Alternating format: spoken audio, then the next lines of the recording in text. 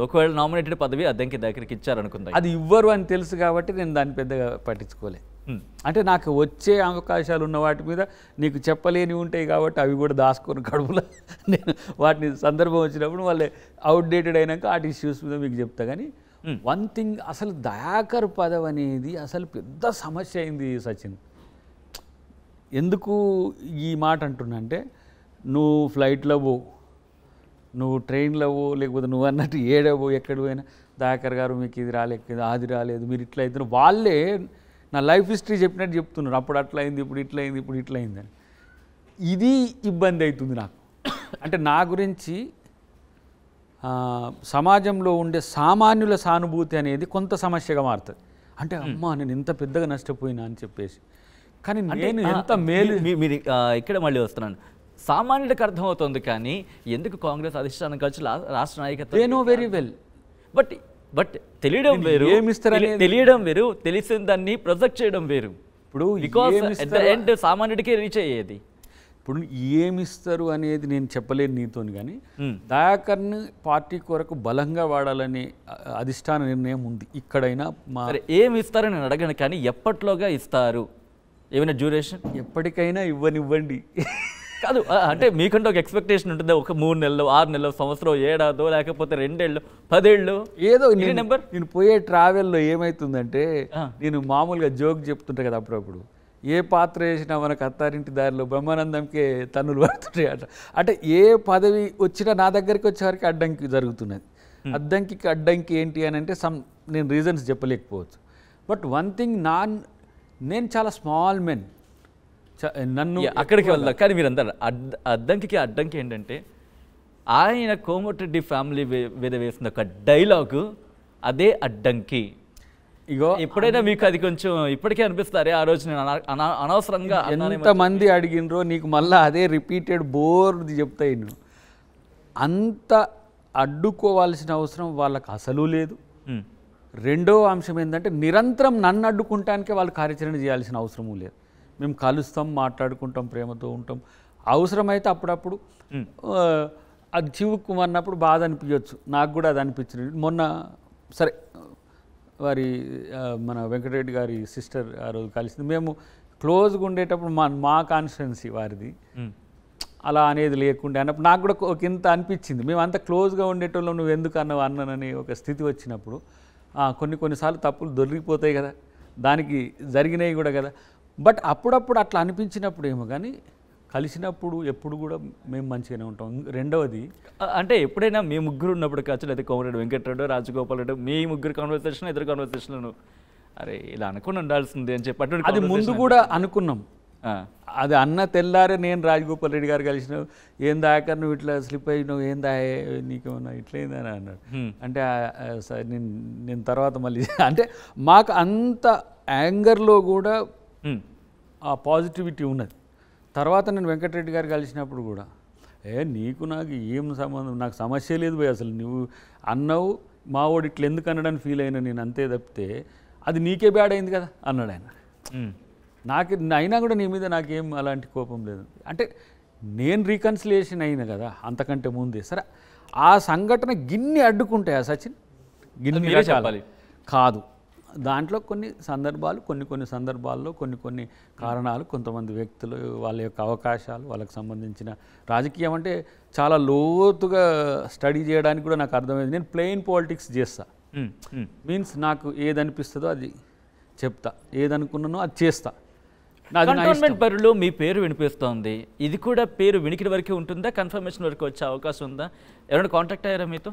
మీ party చెప్పలేము, అంటే ఇవ్వచ్చు, చెప్పలేము, ఇస్తే ఇవ్వచ్చు.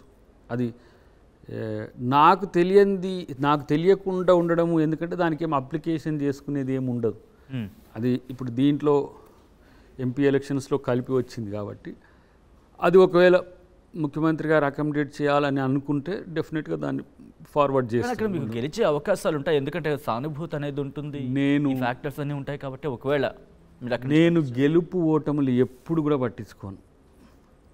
మొట్టమొదటిసారి నాకేం ఎమ్మెల్యే టికెట్ ఇస్తా అని చెప్పి పార్టీలకు ఆహ్వానించలే పార్టీ నన్ను.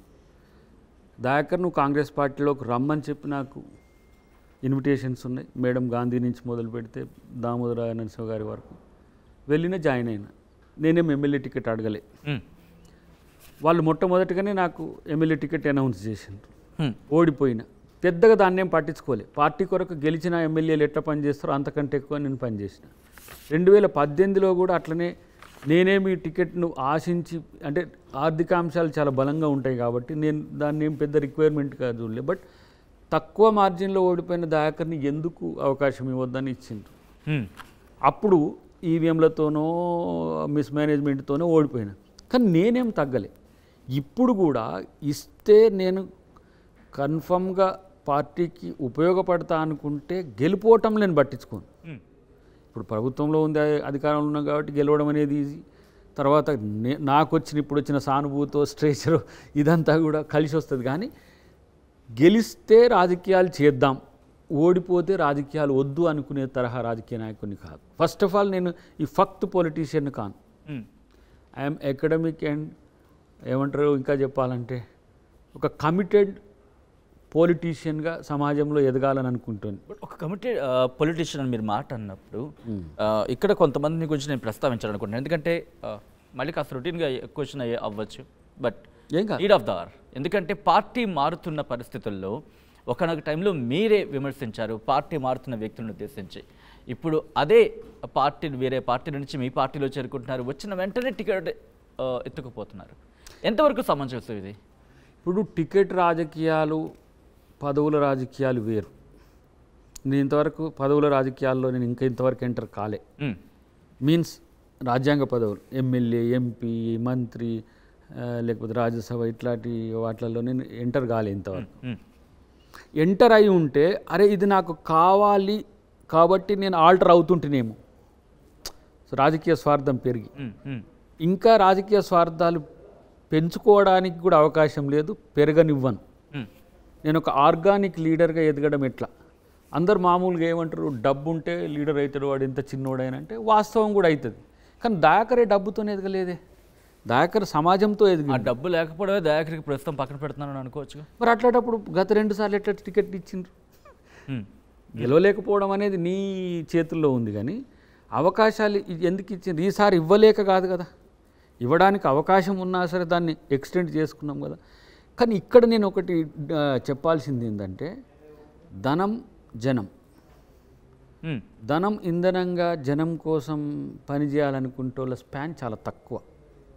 అప్పటికే దయాకర్ గారు కాంగ్రెస్ పార్టీకి సంబంధించి మీరు అన్నారు విలువలు, వాల్యూస్ అని మీరు కొంచెం పెద్ద పదాలు వాడారు కాబట్టి, సరే పార్టీ నుంచి మీరు ఎన్నాళ్ళు దుమ్మెత్తిపోసిన నాయకులు కావచ్చు, వాళ్ళు మళ్ళీ ఈ పార్టీలోకి చేరుతున్న పరిస్థితి ఉంది కదా. ఎన్ని రోజులు ఉంటారో వాళ్ళు, ఎప్పటి వరకు ఉంటారో, ఎప్పుడు పోతారో, వాళ్ళ గురించి మనం ఆలోచించొద్దు.